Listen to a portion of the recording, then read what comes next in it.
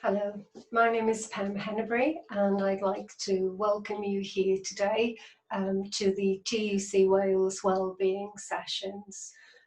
Today's session is around the subject of resilience, and what I'd like to do is to just maybe give you a definition of what it is we're talking about when we use the word resilience, and then perhaps to look a little bit underneath the word resilience and to try and understand what are the component parts perhaps that make us a resilient person, and if we think that perhaps we're not as resilient as we'd like to be, I'd like to take you through a few activities that you could try out that could enhance your resilience. So if you're not feeling particularly resilient at the moment, or you think, I'd like to work at this and become a more resilient person, then hopefully this video will give you a few ideas on what you might like to do that could be of value to you. To go with the video, we've got a handout, quite a comprehensive handout, that will give you some more detail about activities that you could actually carry out.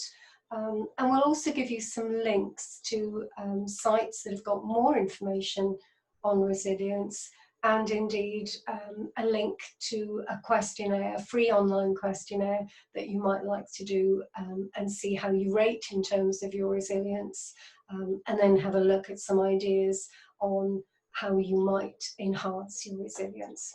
So I'd like to show you a few slides and talk you through them and see if we can learn a little bit more about the subject of resilience.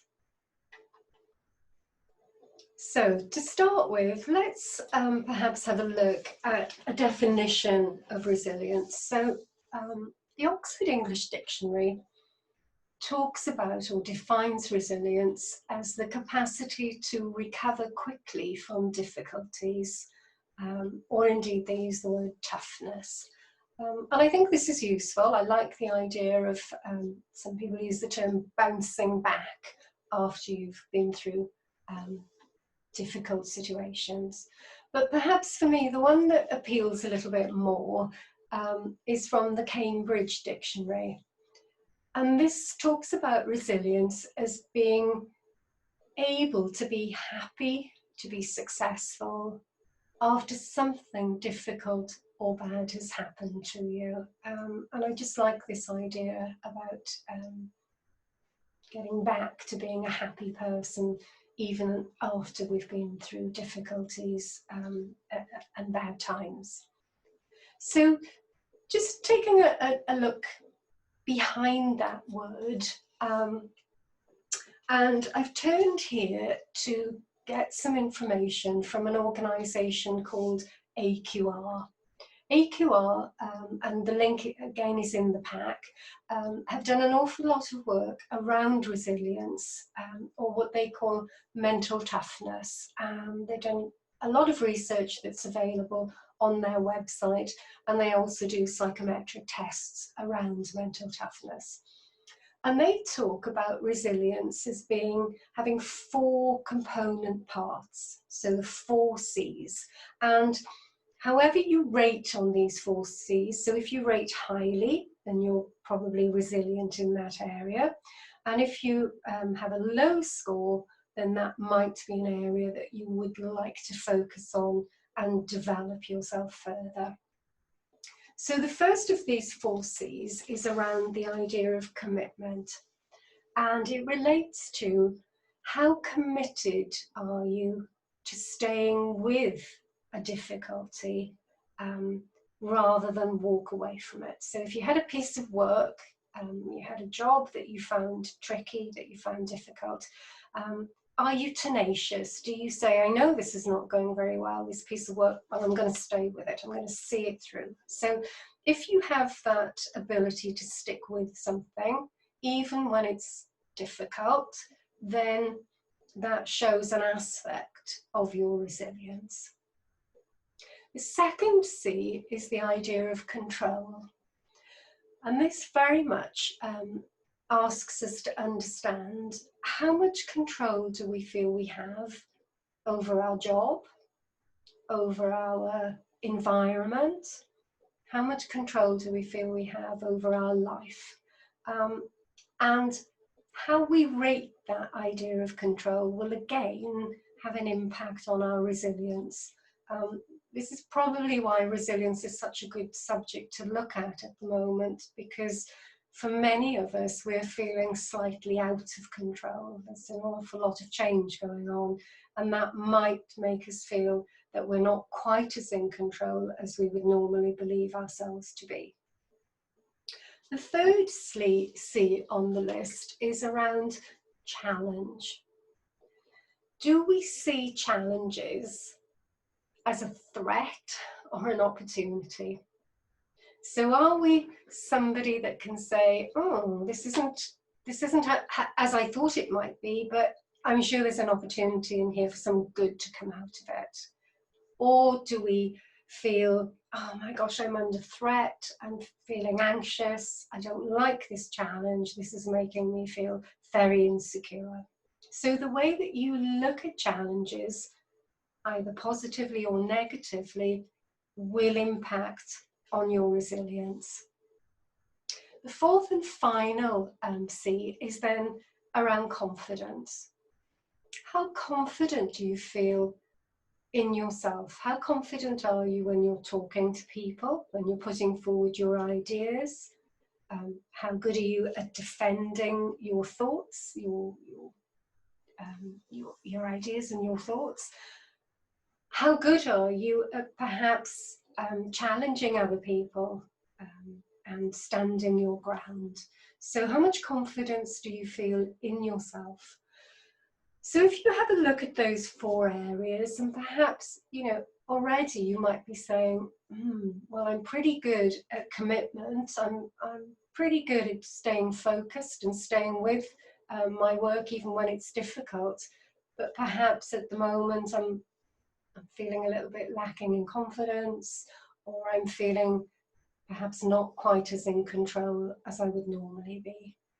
So perhaps thinking around those four C's will start to give you an indicator on where you feel you're strong in terms of resilience, and also maybe where you feel you might want to spend some time doing some work around building your resilience. There are many different activities you can do to build resilience. That's the first thing. If you decide that you want to become more resilient, it is possible for you to do this. You just have to give it a little bit of attention and time. Some people say that in order to build resilience, we have to step out of our comfort zone slightly. So we have to do things differently. We have to put ourselves under a little bit of pressure, perhaps, and strain. But too much pressure and strain can lead to less resilience. So it's kind of getting that balance, if you like. So what I'd like to do is to just talk very briefly about a few different activities, 3 activities that could be useful if you decide you would like to develop your resilience. So the first activity is an idea about creating a nourishment list.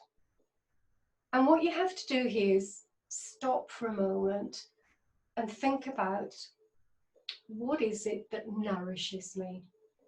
What is it that gives me energy? What is it that brings me joy? What puts a smile on my face? And perhaps spending a few moments thinking about this and then writing those thoughts down can be incredibly helpful. You might have things on that list like reading a book, going for a walk, having a conversation with my friend, picking up the phone, talking to a family member. If you take a few moments to think about your nourishment list, then the next step that you have to do is to make a commitment to do more of the things on your list, to give time to the things that will help you stay and become more resilient. So, second on the list, be mindful. There's an awful lot of talk, I know, about mindfulness at the moment. And this idea that we're looking at is not the idea of spending an hour or even 30 minutes meditating. This is about giving yourself some headspace, taking a few minutes, perhaps a few minutes a couple of times a day, just to sit quietly and take some time to breathe and clear your head. Literally 3 minutes can make you feel incredibly energized by just taking time to be still. And if you're interested in some short activities, so again, nothing will take more than 3 minutes here. If you're interested in doing some short activities, there are some mindful activities in the pack that could be put into practice. Lastly on the list is the idea, and this is very much from the world of positive psychology. It's the idea that if we turn towards the positive things in life, we will change our mindsets, we will become more positive as people. And this idea is that each day, just before you go to sleep, you take a diary or a journal and you write down 3 positive things that happen to you each day.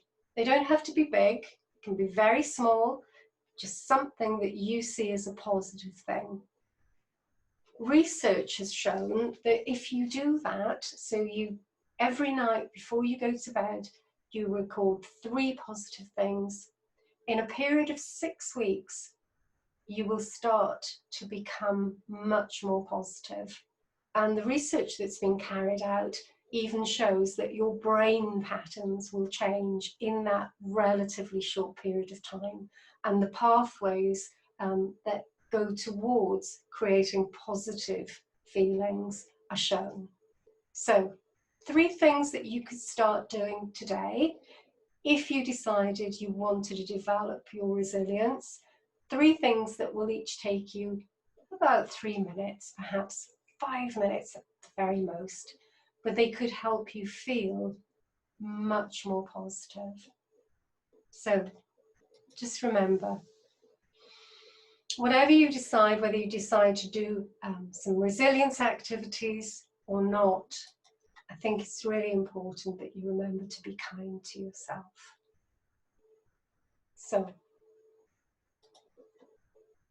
thank you so much for your time. I really hope that there's been something in this short session that could be of value to you.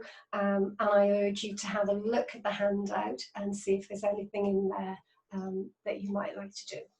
Thank you so much.